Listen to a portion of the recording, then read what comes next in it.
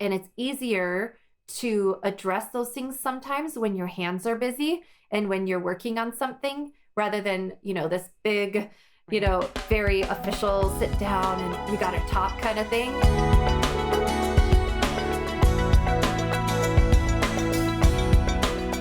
Talk about character development really quickly, because I have found for my kids that summertime is a really good time to work on character development, because sometimes it seems like during the school year, we're so busy with curriculum and dinner and, all the things that we have going on that I feel like for me, sometimes I miss the opportunity. I don't miss the opportunity to develop good character in them, but I sometimes don't get to really hone in on it. Whereas in the summertime, you can do things like that. Have you found that with your kids as well? Yeah, for sure. Some of those things that, you're busy, you see them, Yeah. that they need to be closer addressed or kind of honed in on, focused on.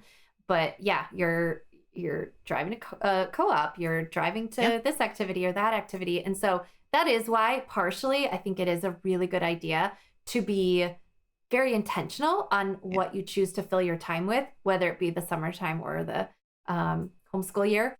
But yeah, I definitely think this is a great time. And especially, I like to speak to the older kids because it is something I feel like maybe is a little bit missing in the homeschool blogger influencer niche, where there's a lot of stuff for younger kids. But with the Mhm. older kids, summer is a great time to help them get a summer job Yeah. and develop so many skills, character skills, and just, everyday life skills through a job.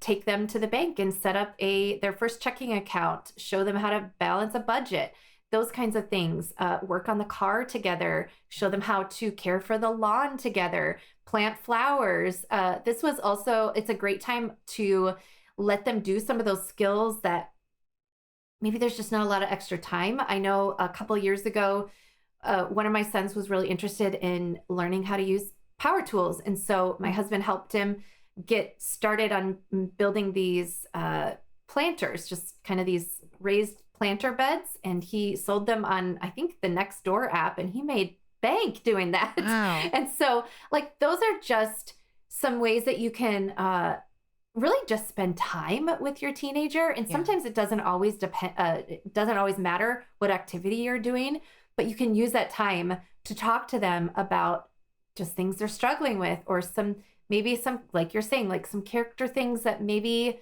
just need addressed. And it's easier to address those things sometimes when your hands are busy and when you're working on something rather than, this big, very official sit down and we got to talk kind of thing.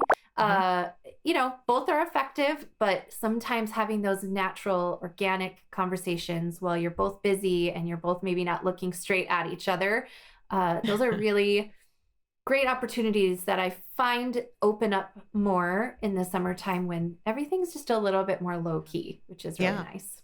Yeah, for sure. I mean, even your kids can be, I like that you're talking about the older kids.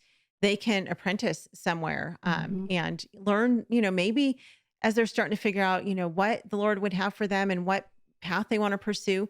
Maybe they can work at, with construction workers, or, I mean, I don't know, they can help the neighbor plant her garden. Maybe if you're not a gardener, there are so many different skills that they can learn that way. And summertime gives our kids the opportunity to do those things because then they have the time.